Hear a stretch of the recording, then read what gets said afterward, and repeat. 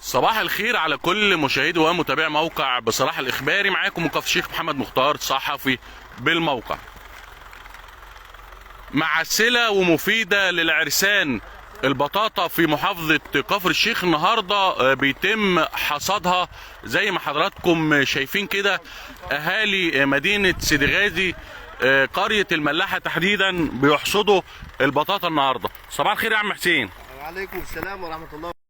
ازاي الصح؟ الحمد لله، بسم الله الرحمن الرحيم، والصلاة والسلام على أشرف المرسلين.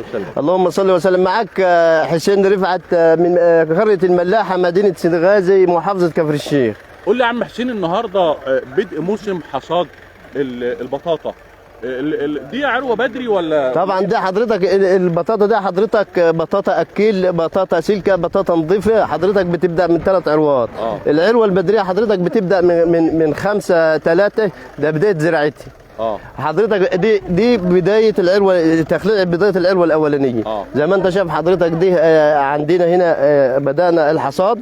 دي بتبدا اسمها مرحله اولى من الانفار. بتطلع حضرتك البطاطا دهيت بتحطها على الارض، بتفرش. بعد الفرزه دهيت بتطلع تاني فرزه، مرحله اسمها مرحله تانيه للشكاره. زي ما انت شايف اهي. دي للامانه ما تلاقيش حد بيعمل العمل اللي احنا بنعمله دي. عم حسين، اللي على الارض ده عروه، اللي على الارض ده بطاطا فرز تاني. دي حضرتك هي طالعه، اللي هي طالعه كلها الكميه طالعه من الارض. هي بتحط الوحشه في الحلوه في الشكاره وبتركن الثانيه الوحشه. حضرتك عشان برضك هناك دي اسمها مرحله اولى.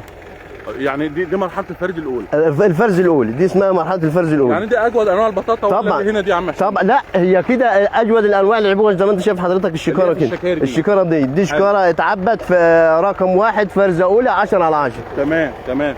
يعني دي رقم 1 اللي في الشكاره دي. اللي على الارض دي بقى رقم 2. لا، دي حضرتك هي بتاخد الحلوه حضرتك هي والثانيه بتسيبها. دي يرجع تاني نفر تاني ياخد الوحشه ديت. حضرتك يلف لفتك هناك برضه تلاقي اسمها فرزه ثانيه. دي اسمها فرزه ثانيه. فرزه ثانيه. حضرتك هي زي ما انت شايف كده حضرتك دي اسمها مرحله عبوه اولى. تطلع تاخد الحلوه تحطها في الشكاره، بتطلع على هناك بردك على الانفار زي ما انت شايف حضرتك كده.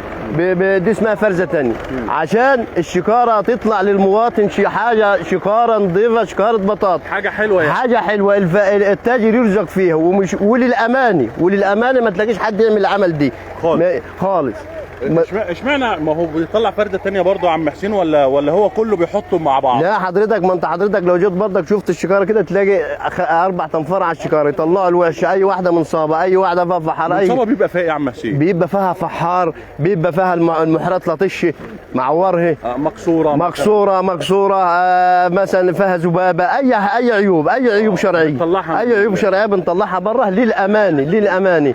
انما عشان برضك ربنا يبارك لنا في منا، وربنا يبارك لنا في واللي ياخد برضك حاجه يرزق فيها برضك عشان ايه ربنا يسترها علينا وعلى المسلمين يا رب. حضرتك زي ما انت شايف دي ما اسمها مرحله ثانيه فرز. بنفرشها كده بره وزي ما انت شايف الانفار كده برضك بتطلعها، تطلع الوحشه المنصابه اللي كده عشان برضك تطلع شكاره بطاطا نظيفه حلوه يعني. وحضرتك دي البطاطا ديت مفيده. مفيده للعرسان يعني. طبعا مفيده للعرسان، وبالذات العرسان الجداد. طبعا ياكل العريس الجديد ياكل كلهم بطاطا الصبح وظهر ومغرب. على فكره العرسان للامانه كمان مفيده للمعده طبعا والجهاز الهضمي. يعني الموضوع مش موضوع لا. البطاطا دي يا باشا اعتبرها وجبه. المفروض اي واحد مصري ياخد في كل يوم بطاطايه على الاقل خالص. دي حقيقه. طب تعرف ان انا بحبها طريه يا عم حسين؟ برضك طريه حلوه مش وحشه. بحب اكلها انا. طريه حضرتك برضك حلوه، طريه ومشويه وليها كذا صفات. ليها كذا صفه. البطاطا من اجود الانواع. عم حسين، بتاخد ميه كتير بقى في الارض وكده ولا؟ دي حضرتك بتاخد يعتبر قليله الميه، ويعتبر مش مكلفه. والبطاطا زرعه حلوه، زرعه محترمه. البطاطا حضرتك بتروي من 5 ل6 مرات في العمر بتاعها كله، وهي بتاخد من 3 شهور ل4 شهور. العروه البدريه حضرتك بتتم ل4 شهور. ممكن العروه الثانيه تاخد 3.5 برضك، لان بيكون جه خش في ميعادها الكويس في الزراعه. زي ما انت شايف حضرتك كده الجرار يحرق الانفار وراه يطلعها بره. هي ليه سبحان الله يا عم حسين البطاطا في الارض تحت وشها تحت؟ دي يا باشا اسمها دي عندك في طبعا زراعات ربنا يخليك كده البطاطس دي بتبقى تحت الارض زي ما انت شايف حضرتك كده. وشها في الارض تحت. طبعا الخير عليك يا حاج، صباح الرضا. بيبقى وشها في الارض تحت. طبعا طبعا، ما هو سبحان الله ربنا ليه حكمه في كده. دي حقيقه. نعم بالله ونعم بالله. هو كده خلاص حرتها وطلعها من الارض يا عم حسين. زي ما احنا شايفين زي ما انت شايف حضرتك كده، حريتها وطلعها الانفار تطلعها، دي اسمها عروه اولى في الحرث. عم حسين الارض هتزرع ايه بقى بعد كده؟ دي حضرتك انا استعجلت على الارض عشان هزرع زرعه بنجر بدريه. زرعه بنجر بدريه عندنا في اول 8. هتزرع بنجر ده؟ طبعا عشان الناس ياكلوا سكر والخير يعم على مصر. تحيا مصر. عم حسين البطاطا طول ما بتغيب في الارض بتزيد حلاوتها ولا بتفقد قيمتها؟ طبعا حضرتك كل ما تزيد في الارض كل ما تزيد السكريات بتاعتها تزيد وترمي محصول. بس يرجع دي كله مع غيابها في الارض يرجع لحاجه واحده، الفلاح حاطط مبيد حلو معقم الارض، عشان طبعا الارض بتبدا يبقى فيها اكلان فيها بتاع يبوظ البطاطاي. فيها امانه يا عم حسين؟ فيها امان كلها يعني تحط اولى مع ثانيه. طبعا رقم واحد الامانه يا باشا. اهم حاجه في العبوه وفي التجاره الامانه رقم واحد. ربنا يبارك لك يا عم حسين يا رب. الله يخليك يا باشا. يا عم حسين اللي بيغش في اي زرعه تقول له ايه النهارده؟ طبعا ده يا باشا، ده الرسول عليه الصلاه والسلام قال لك من غشنا فليس منا. ده اهم حاجه في الدنيا على بعضها عدم الغش. الامانه مطلوبه وفي كل حاجه، في كل حاجه في دنيتنا الامانه مطلوبه طبعا. ولولا الامانه ما كان الدنيا ضاعت. لا، فاهم حاجه الامانه يا باشا. طبعا الامانه زي ما انت شايف حضرتك كده. الامانه عندنا. عم حسين اشمعنى في بطاطايه كبيره وبطاطايه صغيره رغم ان العمر واحد في الارض؟ دي بيرجع يا باشا للزراعه. البطاطايه خفيفه، المكان الخفيف طبعا البطاطايه يعني دول حضرتك زي ما انت شايف حضرتك ديت مزروعه مع دي. بس طبعا ديت واخده مسافه، دولت واخده مسافه ضيقه، انما دي واخده مسافه واسعه. فبيرجع مسافه واسعه. يعني المسافه في الارض ما بين زراعه البطاطايه والبطاطايه مهمه. طبعا طبعا كل ما تتجل في الزراعه مع بعضها كل ما الارض تجيب محصول، كل ما توسع كل ما البطاطايه تكبر. وطبعا البطاطايه المطلوبه حضرتك الكبيره دي مش مطلوبه. اهم المطلوب الصغير دي. ايوه الصغير ده هو المطلوب، فالكبير ده مش مطلوب.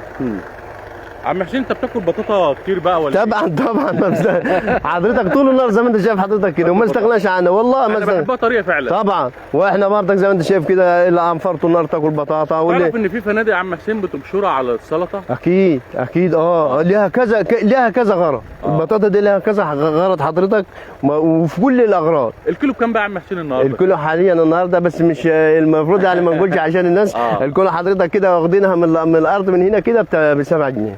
ربنا يبارك لك في مالك. الله يخليك ويبارك لك يا رب يا عم حسين ويرزقك برزق اولادك. الله يخليك. انت راجل امين سيماهم في وجوههم. يعني انت يا عم حسين راجل امين وراجل وريتنا ازاي ان انت بتشيل العروه، بتشيل البطاطايه المضروبه او اللي فيها عيب شرعي من الارض وبتطلعها تحطها فرزه تانية خالص ملهاش علاقه باللي راحه للمواطنين خالص. طبعا انت راجل امين يا عم حسين وانا بحييك على امانتك دي. تسلم. متابعينا زي ما احنا شايفين كده موسم حصاد البطاطا في محافظه كفر الشيخ. النهارده اهالينا واخواتنا بيحصدوا البطاطا معسله وفيها فيتامين ألف، وطبعا غنيه بالفيتامينات وكمان بالاضافه الى السكر فيها قليل جدا. من محافظه كفر الشيخ كان معاكم محمد مختار صحفي بالموقع.